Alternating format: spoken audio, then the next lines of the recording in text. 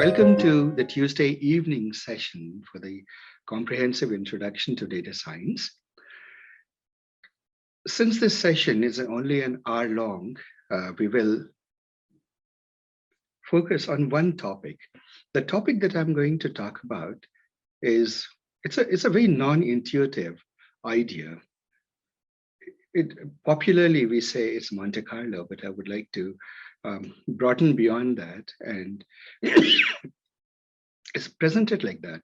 See, when we see randomness in nature, we see complete randomness. You don't expect it to have information, right?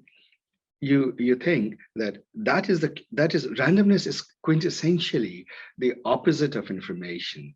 So you don't have anything there. One of the non-intuitive results that came out, and very startling discovery, is that you could use randomness actually to solve many of the problems of mathematics. For example, you can compute the value of pi to arbitrary precision simply by using randomness. And how could that be possible? We're going to explore that. Then the next thing we'll look at is a problem in calculus. When we do calculus, they're traditionally in elementary calculus, the sort of calculus we all learned in high school or in early college, you do your limits and the mean value theorems and this and that. And after that, you get into differentiation. You do a lot of differentiations of functions and learn a whole bag of tricks on how to differentiate functions. And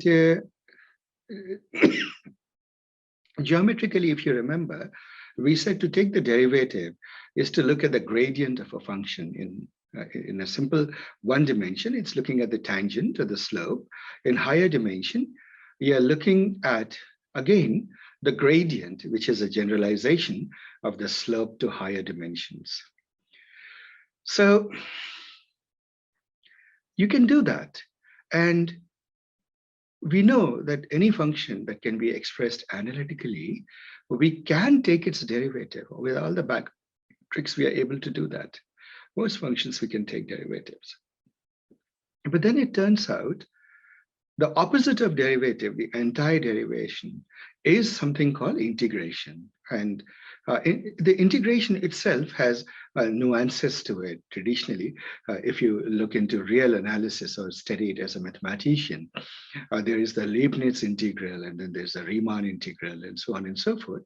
The most common integral that we all use, which we think of as area under the curve. If you have a curve, you look in one dimension, right? Input is just one variable, and response of y is another variable.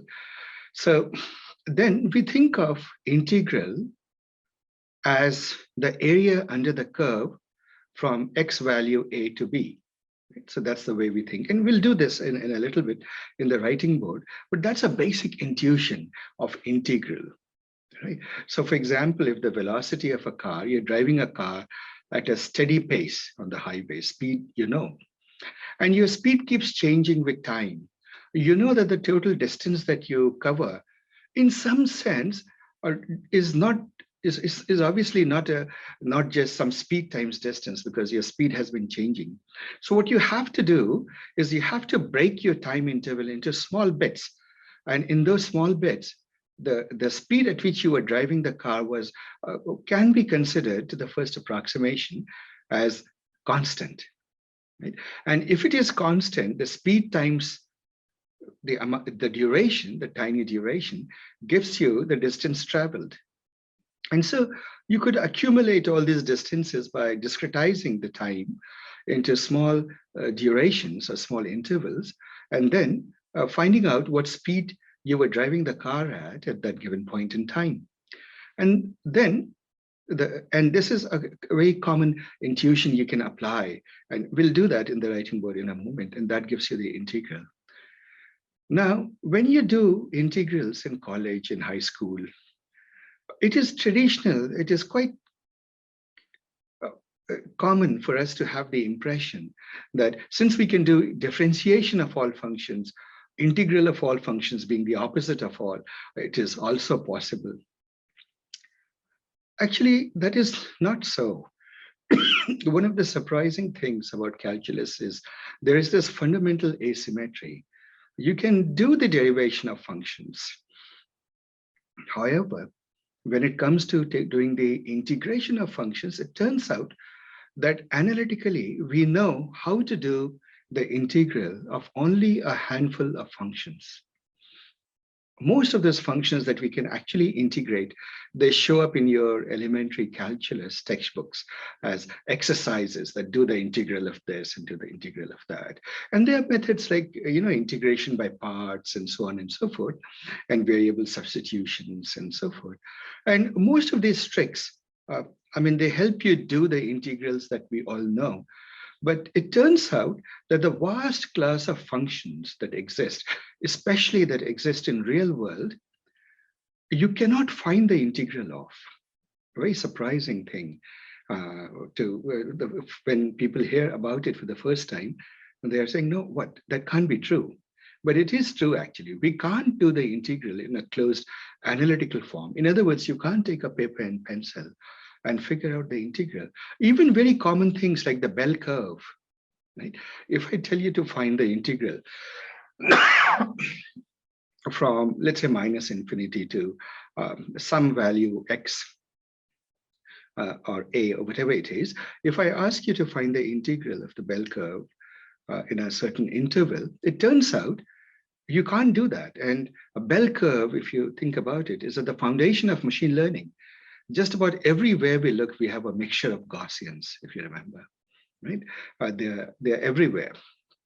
In nature, perhaps the normal distribution, multivariate normal distribution, as we have become familiar with it, is by far the most common function, or at least the approximation to real life that we take most of the time.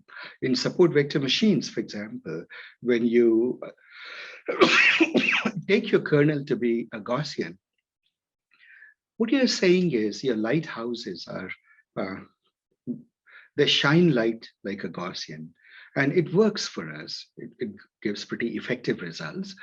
We all know from experience that generally Gaussian kernels tend to outperform linear and polynomial kernels or Laplacian kernels for most situations, simply because they are, and the word that people use is bell curves. So Gaussians are universal approximators. In other words, any arbitrary function can be expanded in the basis of Gaussians. Right? And there are many other things. For example, basis functions. Other examples are, of course, you can expand any function in terms of trigonometric functions. That is, of course, your Fourier series. You can get a Fourier series expansion. And, and there are many different polynomials. If you know your chemistry and you look at your the atomic orbital clouds, the SPDFs, what are those SPDFs? Those are modes of a spherical Bessel's harmonics, right? They are essentially the discretized modes of that. And so all of these transcendental functions that you see, they are very, very hard to integrate. We don't know how to do them quite often, right? So people have created numerical techniques to do those integrals. And in machine learning in particular, it is very relevant in a form of machine learning that is called Bayesian machine learning.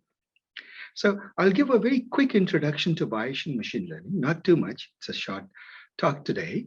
We will do it in greater detail when you take the math of data science course, but I will give you enough of a motivating example for you to realize that we need to take these integrals quite seriously. Right? So, but that we'll do a little bit later. First, we'll assume that yes, it is at the core of machine learning, especially the Bayesian approach to machine learning, that we should be able to integrate certain functions. Then the question is, what are the many ways that we can do it numerically? There are quite a few. It turns out that when the functions become terribly complex, there is one method which uses randomness. And that is the method we'll focus on. I'll take a very simple example, and I'll show how you can compute, for example, the value of pi just through randomness. And then we'll generalize it to more complicated situations. And that's where we'll stop. So remember today, to the extent that it is a short Tuesday session, whatever I'm going to say would be the tip of the iceberg. It's a foot in, like, I'm just introducing you to what is actually a pretty fascinating and involved topic, and that we are going to do in much greater detail when we do the math of data science. So before I start, are there any questions or any other requests that you guys would like to have? So, Asif, one simple question. So when if to find the integration of a function is not easy, Yeah. can we just like loop through it, find the value and multiply it with like a very small number and increment and find the sum? That is the Riemann integral. So let's talk through that. Let's talk through that. I will. That is essentially the gist of what we are going to do. Before that, could we just have a confirmation from somebody that you can see my screen? What are you guys seeing? My writing pad? Yes. Yes, we are. See Yes. K number of learners and the ensemble. Oh, yes. This is the end of the last lecture that we had. Let's now, we're going to change topics. So I decided let me move my table's height a little bit so it's more manageable. Otherwise, I'll stand and do it.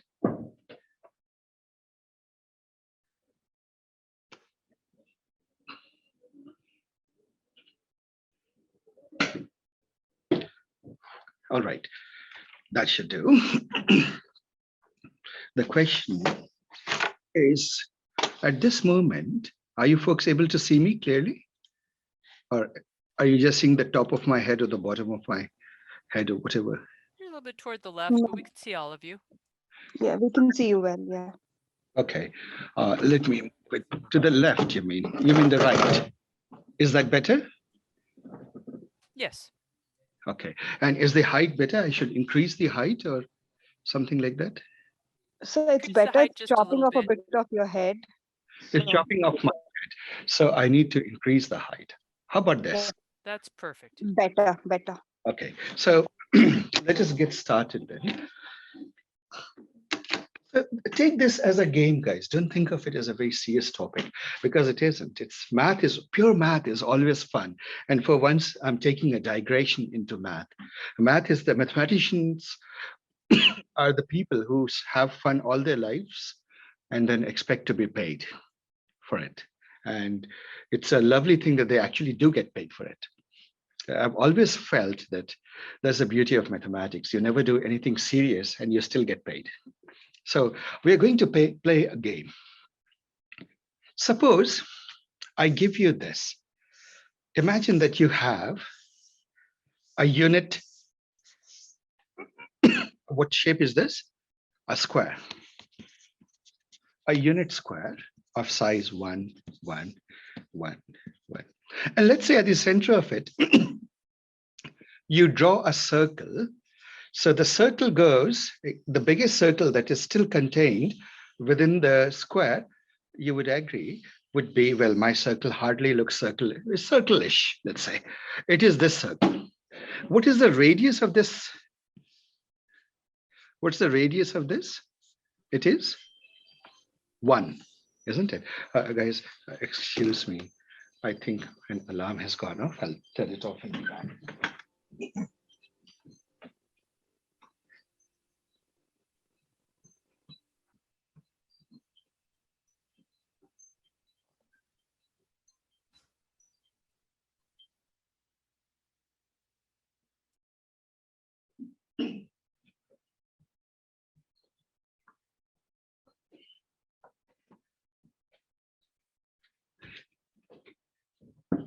All right. So this is a circle, the biggest circle we can draw inside the square. So far, so good. And now Yes, let's do. half. Since the side Oh, is I'm 1, sorry. isn't You're right. Isn't it 0.5? Yes. where the sides are 2, and then Let's make the sides 2. Yeah, that sounds that is better. that sounds better now.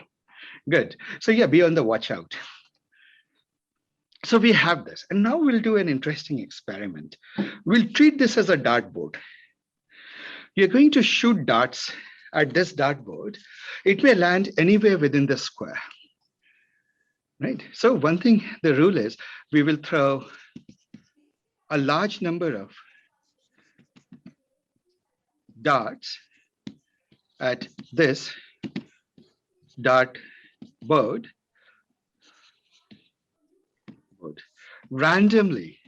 Important thing is you're not trying to shoot. This is not target practice. You're not trying to shoot for the center. But there is an assumption. We'll assume no darts fly off the square.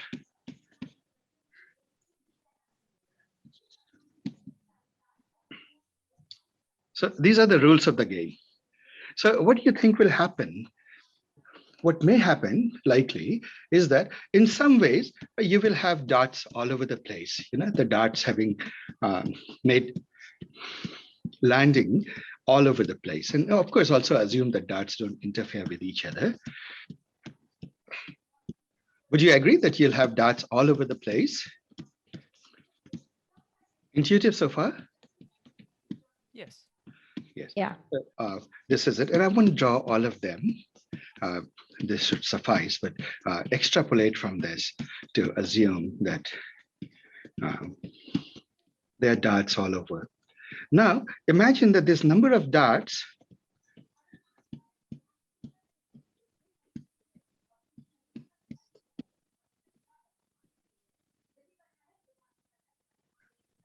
and I will use a language that goes back to actually Newton. So in this world, one of the problems with calculus is people use very fancy language. They'll say in the limit and all of that, right? But I'll use a simpler term, which was introduced by Newton and reintroduced by this lovely book that I recently read, Visual Complex Analysis and so forth. I'll just say ultimately. So if I say that let's take a statement like this, limit n tends to infinity, right? In the limit tends to infinity, some function becomes, let us say some function becomes a value y. Right? I'll just take as an arbitrary way of saying this. So then I will traditionally say it not like this, which is a very traditional way of looking at it, if you remember. So I will say it using a simpler notation, which is more sort of common to us. I'll say that fx becomes this peculiar notation up and down becomes y, which is fx ultimately is y. So when you hear me say ultimately is y, it means exactly this. It is just as rigorous, but at least to me, it sounds more intuitive that fx ultimately is y. Are we together?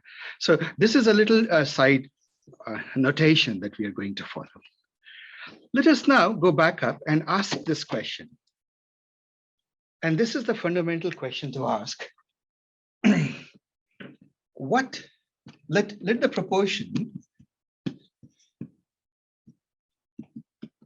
proportion of darts inside the circle be y. Let me just say it to be y. Right? By proportion, I mean y is number of over n. This is inside number inside circle. This is total number of darts thrown. And you assume that a large number of darts are thrown. So when you look at it, what does y ultimately become? What would you say that y ultimately becomes in your way of looking at it? Let's figure that out. One way that you could do, perhaps intuitively, is suppose I told you that the area, let the area from the air after that it can be fresh. It's now could you guys please mute yourself? I'm getting Prashant. Could you please mute? Yes. So let the area of the circle be pi r squared. Now, what is the radius of the circle here? 1. 1. And so this is equal to, therefore, this is just equal to pi, isn't it?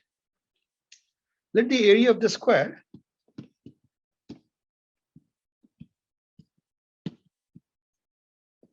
be literally, the side is 2r diameter squared, isn't it? And that is equal to 4. Would you agree? If r is equal to 1, 2r square is 4. So far, so good? Yes. Yeah. So now ponder over it. If you go on throwing darts at this dartboard, what will be the proportion y of darts inside the circle compared to all the darts? What proportion of darts will be inside the circle? Would it be reasonable to say that y in the limit would be equal to, will ultimately become the area of the circle over area of the board, right? Is that reasonable? Because if you randomly throw darts, how many darts will land inside the circle? It's proportional to the area of the circle relative to the area of the board itself. Is that reasonable?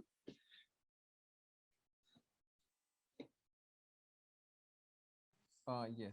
Yes. So area of the circle is this much. You would agree that only approximately the ratio of the area of the circle to the area of the board itself would be the proportion. Ultimately, the number of darts, or the proportion y is equal to this. And what is that? Y ultimately becomes what? A pi over 4, isn't it?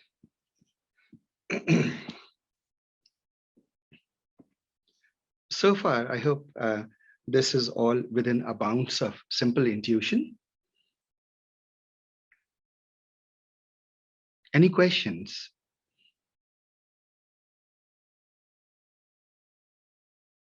I would assume no questions, none of you are asking. But what do you think has just happened? Now we will ask ourselves, what exactly just happened?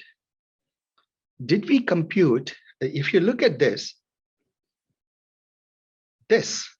is, you have been able to, and this is literally n over capital N. So you can say pi is equal to 4 times the number that are inside the circle over the total number of darts that you threw. So do you see this, guys? Something interesting. So far, so good. Nothing odd, isn't it? I would really appreciate some feedback, guys. Yes. Can understand. Yeah. This is straightforward, The isn't it? math is straightforward. But yes. but Asif, but this is like assuming some all unit things, right? But in reality, is it so? What do you mean by unit something? What is unit? We have taken one, right? Like radius 1, and we assumed 1 and things like that. You don't have to. So let's say that you keep radius arbitrary and this. So the ratio of this will be pi r squared over 2r squared. And that will still be pi r squared over 4r squared. This will cancel out and it will be pi by 4. Yeah. So I took unit just for simplicity, but it generalizes to arbitrary sizes. Yeah, this makes sense. Yeah.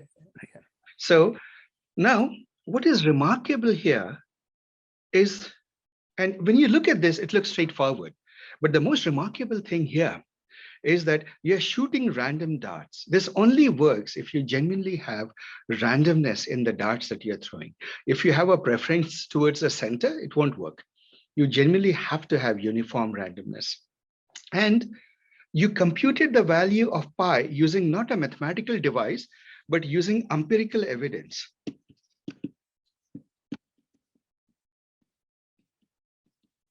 From experiment. So this looks like more something that a physicist would do rather than a mathematician.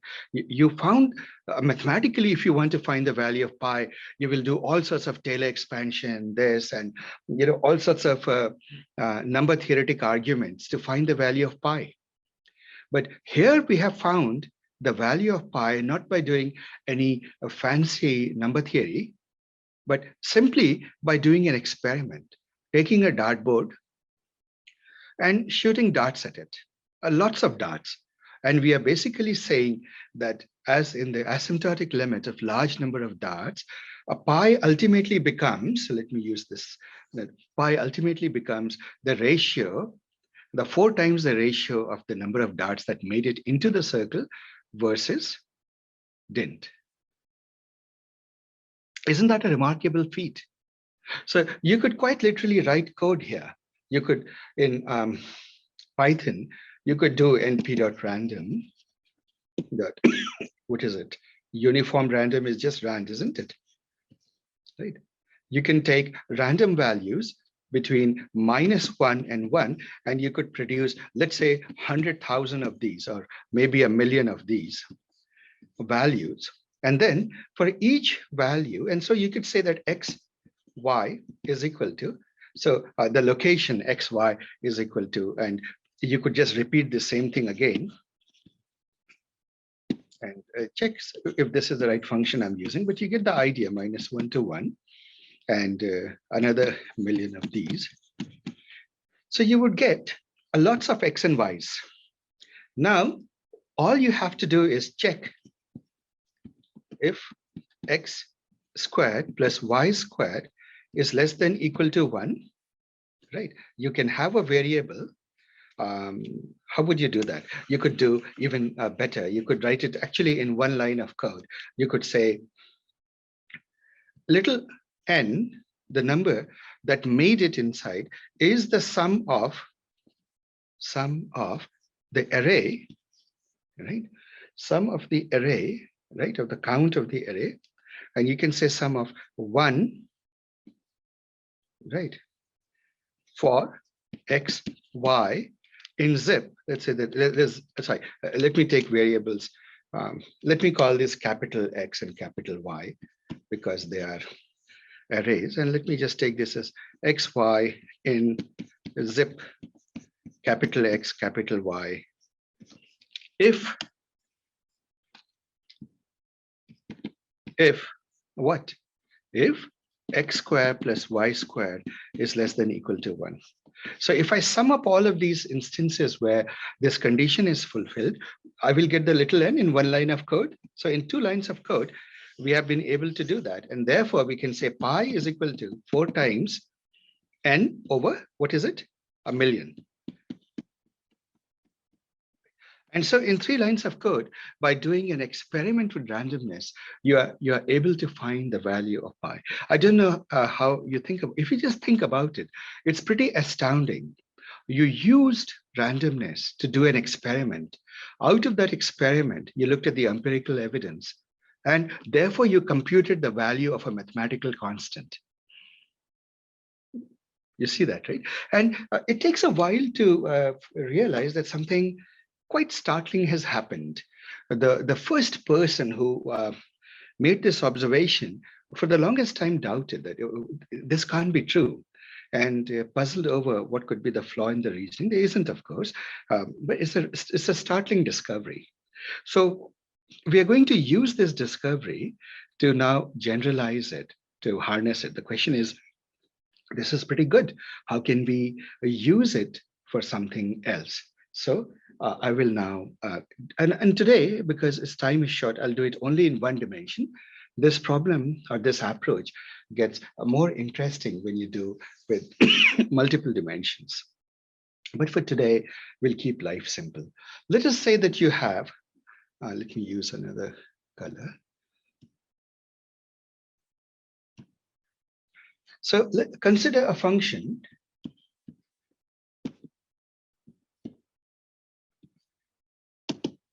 fx. Consider an arbitrary function that is, well, continuous. The only constraint that we put, at least for now, to understand things, that is continuous. Therefore, we can write it as, this function can be written as, if you plot it out, if this is your x-axis and this is your fx axis, would you agree that this would be something like some arbitrary function? I'm drawing it out. So far, so good, guys. So this is fx. Now, you should recall this much from your basic calculus.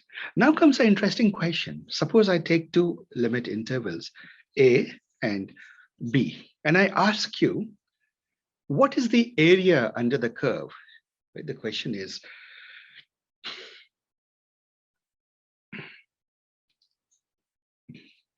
what is the under the curve? Integral of f of x. Yeah, that is by definition, by almost by definition of the Riemann integral, we say it is fx dx integral from a to b. Right now, there are ways to do it numerically.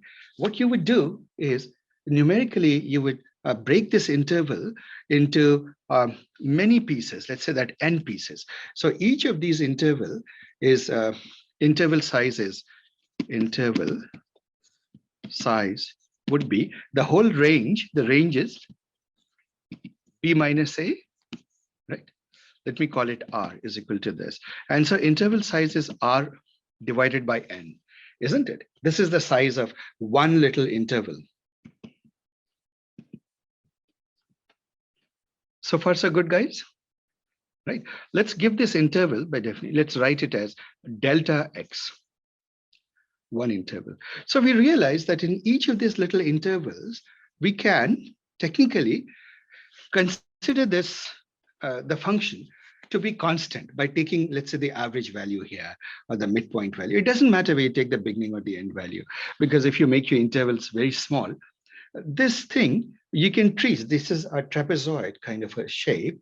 Let's say it is like this, but you say that this is approximately equal to, or this becomes a rectangle, right? So let me call this P and this will Q. So we say that a P ultimately becomes the rectangle Q when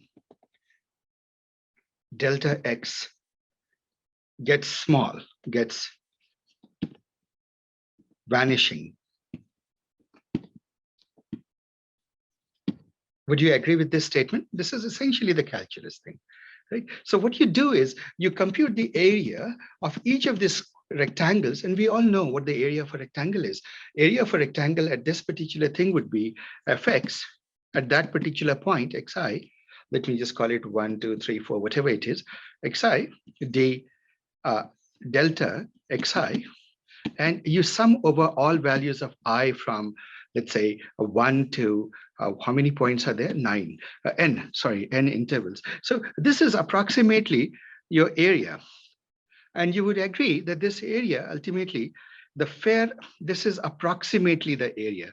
But in the limit of delta x becoming vanishingly small, this thing becomes basically, and you represent it as integral, which is, if you write sum and you stretch the two ends out, it will begin to look like an integral. It becomes, and the sigma, which is the sum, becomes this. And this is of course the Riemannian definition of an integral. It becomes this. So you could do this numerically by subdividing the range into arbitrary many large intervals. right? A large number of intervals, each interval being very small. And at each point, you can compute the fx, and you could then do fx times the interval size. And what you're doing is you're essentially summing up those little values, right? As you do that, you will end up with a total. So far, so good, guys?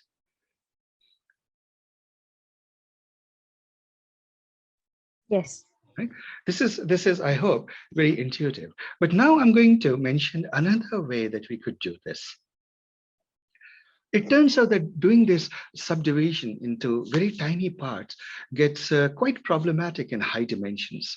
And data in machine learning often presents itself in extremely high dimensional spaces. So in very high dimensions, so suppose you divide this into 1 million intervals, or, let's take 1,000 intervals, 1,000 little interval sizes, right? Intervals. But when you're talking about 100 dimension, how many little patches of area in the ground, in the feature space will you be looking at? Volumetric spaces you'll be looking at. You'll be looking at 100, like 1,000 times 1,000 times 1,000, so on and so forth, 100 times. In other words, 1,000 to the power 100. So when you do 1,000 to the power 100, you realize that you're looking at an intractable problem. It doesn't scale at all, isn't it? You can't use numerical methods in such high dimension spaces. Is that obvious, guys? So imagine that you're doing it just in 2 dimension. Now what will happen? You have some surface, and you want to find the area in this patch, the integral over this patch. This patch projects itself to something, right? So this little patch here. You want to find the area. What will you have to do? You'll have to discretize it, delta x1, delta x2. And for each little patch, you'll have to multiply it by the fx1, x2 value to get the volume here, right? Because that is what the generalization of the integral would be in high dimension. But now how many subintervals, how many intervals do we have? If along each axis we take 1,000, now we have 1,000 square in 2 dimension. Generalizing it, it becomes 1,000 to the power n for an n-dimensional space. And this number very soon becomes computationally hard or computationally intractable. It takes a very long time. So we need a better way to compute, for example, this integral. So here is one way we can do. We can use the same randomness that we used before. And I will just redraw the function that we have. Let me use the same colors.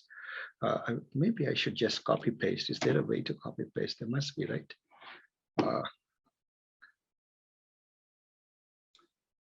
Let me give me a moment. Let me try this. I'm not very. No. Well, let me try my luck again. This much I'll copy.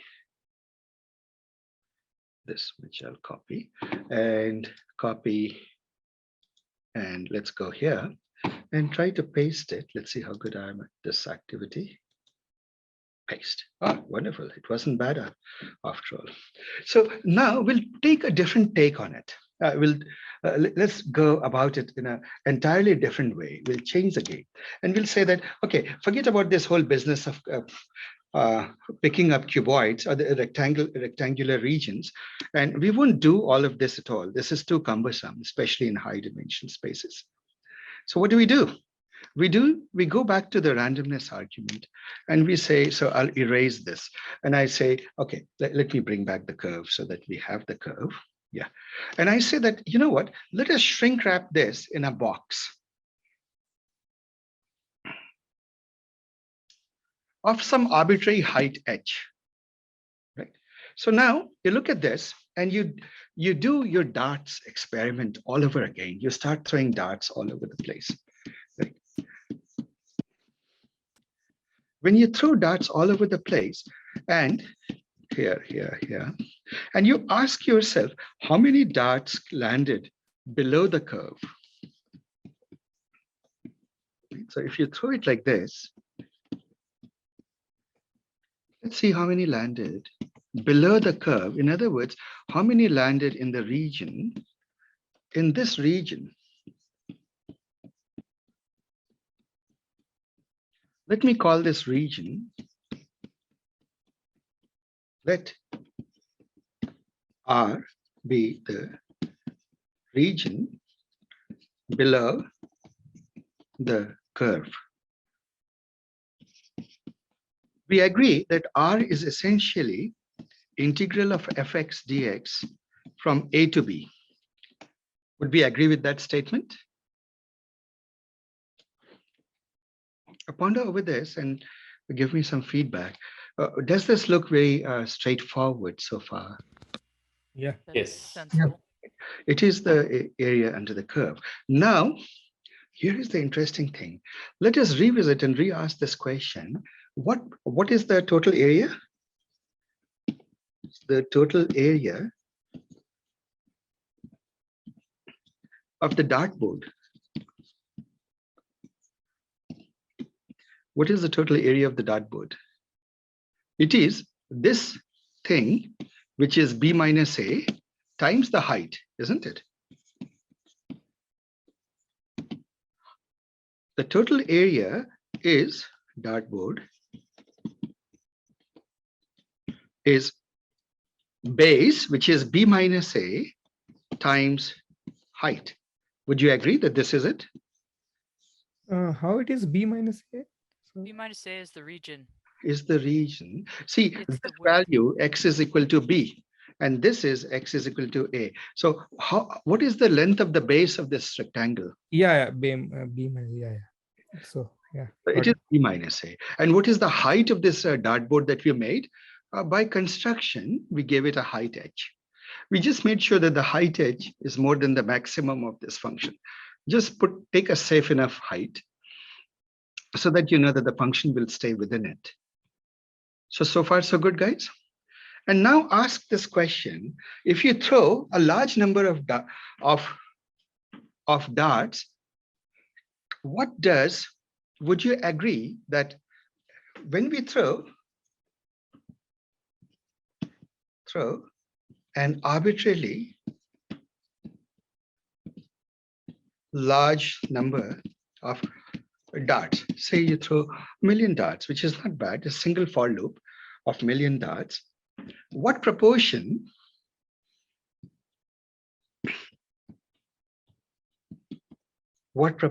y is equal to little n over capital N of darts will be in the region R? If you were to ask this question, now that you know what we have been learning about, how would you answer this question? Y will ultimately become what?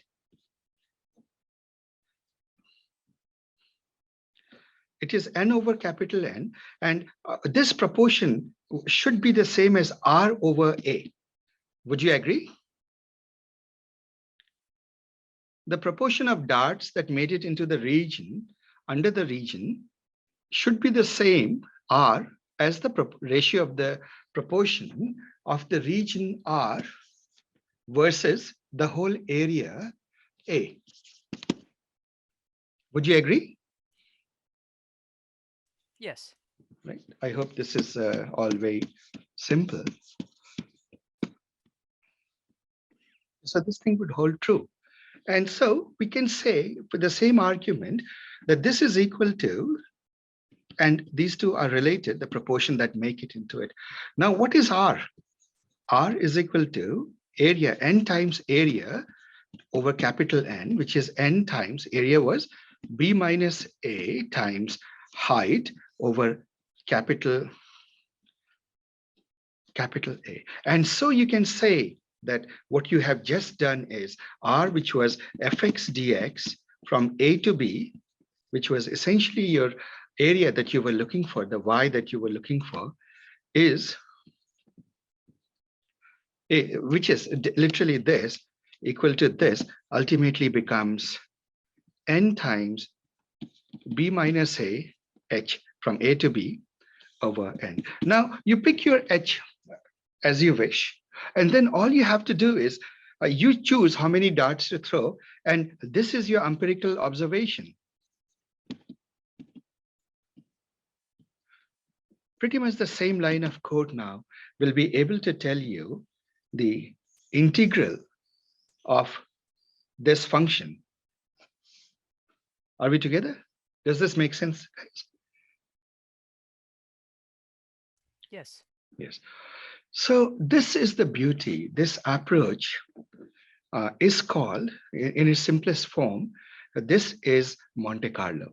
Monte Carlo is the ability to solve complex integrals by using randomness, by throwing random darts into a certain volumetric space where, hey, I did it for 2 dimensions, but now you can generalize it for certain feature space, arbitrary feature space, not just a 1-dimensional feature space. You could therefore compute the integral using this, which is a pretty startling fact. Let me recap what we said. We are saying that the integral of fx dx arbitrarily in this interval a to b is dependent on, it ultimately becomes this is our observed value, and you have solved it not by doing some elegant mathematics, but actually by doing an experiment and observing what n turned out to be. Right? Just go count the n.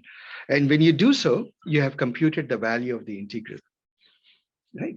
You can do integration, in other words, by not numerical means, not analytical means, but by a third way, by using randomness and doing an experiment.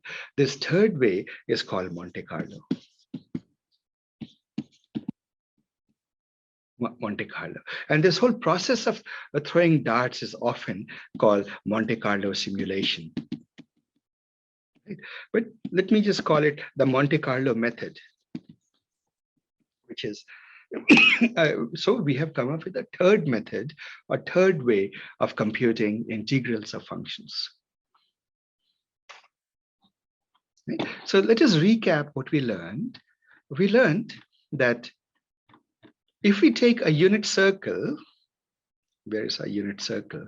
If we take a unit circle and wrap it around with the units, with a square that just about captures the circle inside it, then start throwing darts, we can use it to find the value of pi, right?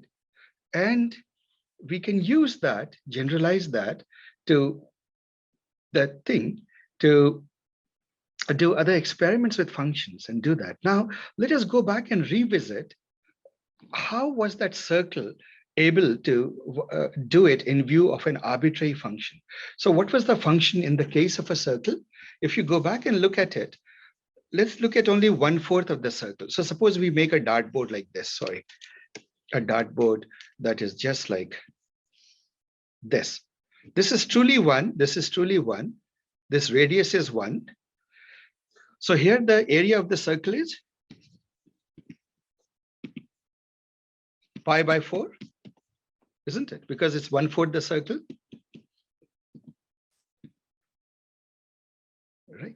And the area of the square is square area is equal to 1. Now, what is the function that we found the integral of? If you consider this y and this as x axis, y is equal to, or your function of x, y is fx is equal to, you would agree that 1 minus x squared square root, right? And so what you have done by doing this is to show that the area fx dx integral, which is 1 minus x squared, and of course you can scale it up to any arbitrary radius. This integral from where to where, from 0 to 1, here to here, dx is nothing but the proportion of n over n, how many darts made it inside. And of course, we do know that this happens to be pi by 4, right? Pi by 4 was equal to n over n. And so we found the value of pi. But the interesting thing is, and so I just remapped this thing to the more general situation that you can find the integral value of any function simply by doing experiments or trials or Monte Carlo simulations. This is the Monte Carlo method for finding integrals. Right? Why is this so useful to machine learning? It's a lovely mathematical curiosity. Why do we care about it in machine learning? So let me address that question in the next 10 minutes. See, what happens is that you have, let's say that you have a prior probability distribution. Okay, that gets complicated. Let's start simply. Let's go back to our assumptions. Let's say that you land in, remember the example that I keep taking. Suppose you land in a city, you and your friend believes it must be a desert. It must be someplace like Arizona, in Phoenix. But you believe, no, it's someplace like Seattle. You believe about, and you know that Seattle is rainy, and the Phoenix is dry for the most part, right? So you believe this is your, so you say, let's say your hypothesis says Seattle. Your friend's hypothesis says it is Phoenix. Now, which of these is true? Let's do a distinction. So you are asked to tell what is the probability that it will rain on a given day. Let's say that you say it is 9/10. And your friend says, well, you know what? It is 1/10 or even less, right? But for the sake of argument, I will just take it 9/10 and 1/10 as argument. So we have two hypotheses, and I will draw it out and ask this question now. So let's say that you have a hypothesis 1 that you are in Seattle, and hypothesis 2 that you have landed in the dark in Phoenix. So you realize that what is the prior probability? What are your initial guesses? Prior probability is initial guesses. For Seattle, of course, it is 9/10. And for Phoenix, that number would be this. Now, suppose you have the evidence of this. Let's take this thing. It rained the first day, rain, dry, rain, rain, rain. Well, now let us say, what is it telling you about each of the hypotheses? What is the, let's do the likelihood. Likelihood of Seattle hypothesis being true. If it is Seattle, the probability of rain was 9/10, dry was 1/10, 9/10, 9/10, 9/10, isn't it? So basically it is equal to 9 to the power 4 over 10 to the power 5, isn't it? This is the likelihood here, 9 to the power 4 over 10 to the power 5. This is the likelihood. If you believe it is Seattle, the likelihood that you would see this evidence, this particular sequence, right, is this. Would you agree with that, guys? I've just multiplied the daily probabilities of the event. What about the Phoenix person? For Phoenix, the probability of rain was 1/10, right? So 1/10, probability of dry was, of course, 9/10, right? Because dry is what the person was looking for. And then 1/10, 1/10, 1/10, because rain, rain, rain. According to your friend, it shouldn't have been raining. The chances of raining on each of these days was only 1/10. Whereas the chances of it being dry was 90%, 9/10. And so the likelihood for the Phoenix would be 9/10 to the power 5. Now, who looks more likely now? So if you look at this, first of all, which evidence is more likely? If you look at the maximum likelihood hypothesis, which hypothesis has the greatest likelihood? You, the first guesser. The first guesser, More isn't it? rain. Seattle. This is the likelihood. But the way the Bayesians think is slightly different. They say, hey, you know what? We use evidence. We can never be sure. It is all about uncertainties.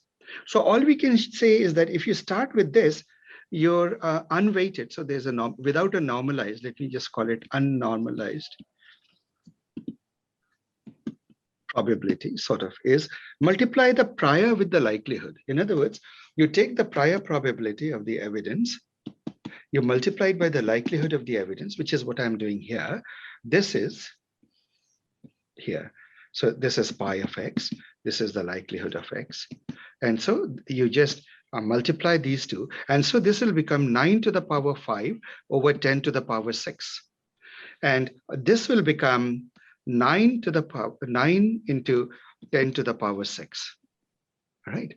Now let's do this. Let's sort of add up these two things.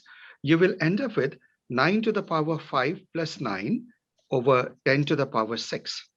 And what you do is you divide both of these by this total. This total, what you do is you add up all the probabilities and you do that, right? So for this game. And what you will see, by the way, what we did is this mathematical device is called the bias box. Right? We'll do it more formally when we do the math of data science. So we do this experiment and see, let's scale all of these by the total. What proportion of probabilities are tending towards Seattle? Now this would be 9 to the power 5 plus 9, right? To the power 5 divided by 9 to the power 5 plus 9, right? And this one would be 9 over 9 to the power 5 plus 9. Right. So would one of you like to do this computation and tell me what those probabilities are coming to?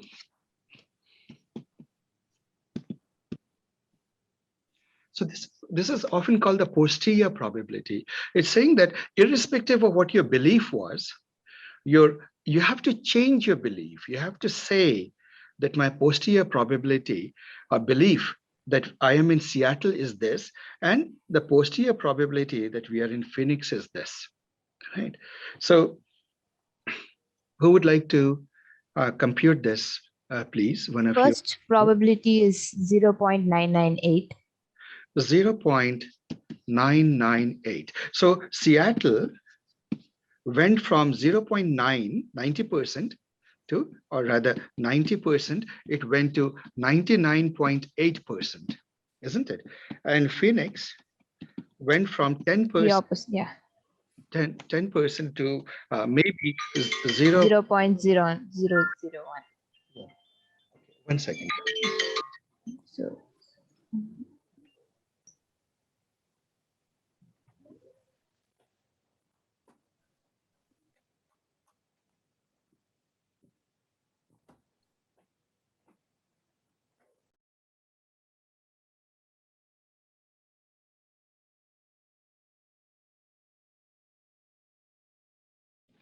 So this, of course, takes you to, let's say, 0.2. So what do you notice? The evidence has pushed you, convinced the person much more strongly that we are in Seattle and we are not in Phoenix. So you say that your posterior belief is leaning much more strongly towards Seattle based on the evidence that we saw. Now, this is the Bayesian journey. This is all that there is to Bayesian statistics, actually, if you could get the hang of this. But in this, there is a catch. Do you notice that we have to find the total here? Now, in reality, what happens is that you don't have one belief. You have hypotheses that you can have. Could be anything from 0% to 100%, isn't it? So the probability, the prior probability that you could have taken could have been any value pi x, right?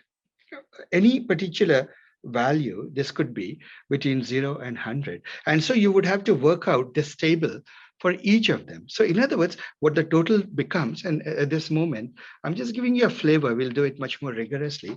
This total, which is a sum, what happens is as you go from discrete to continuous case, it becomes an integral of all the unnormalized probabilities, right? And basically what it is it is Lx dx integral over all possible values of x. Lx times pi x, the dx, all values of x. If you think about it, that's what we are doing. So the moment you do this integral, and now you realize that here we just looked at the rain and so on and so forth. In real life, you have a feature space that is very high dimensional. So in Bayesian machine learning, you have this pesky problem of dealing with an integral which is rather intractable using analytical methods and hard even using numerical methods. So you have to take recourse to the Monte Carlo approach. You have to throw random darts and compute the integral. So now this Bayesian part I rushed through because we didn't have much time. I have another meeting coming up, but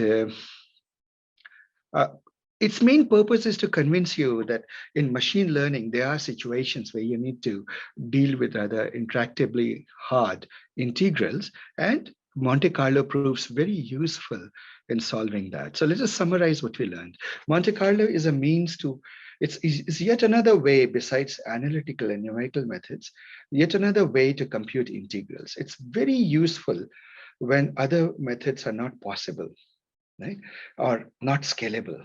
For example, the basic numerical method would not work so well. Then Monte Carlo comes in very useful.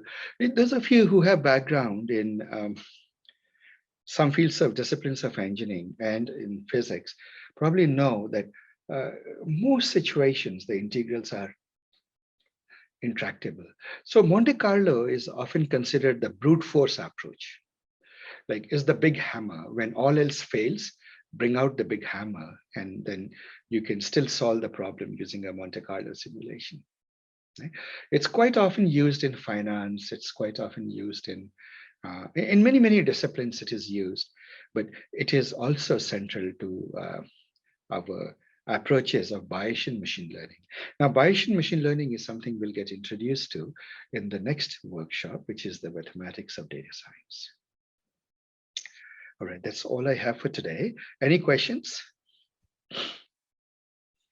Asif, like when there are higher dimensions, at that time, how we will be calculating the number of points which are under the curve? Like Very, for more. very easy. So imagine 2 dimensions. No? So suppose you're looking at this area inside this patch of a function, fx, right? So what you do is you wrap it up into a rectangular volumetric space. Oh, sorry, this should be here and this should be here. My rectangular diagram is pretty terrible. But now what you do is randomly throw darts into this volumetric space. Imagine that it is some sort of a jello, a block of jello, and you can shoot little bullets which will get stuck somewhere in the jello. Right?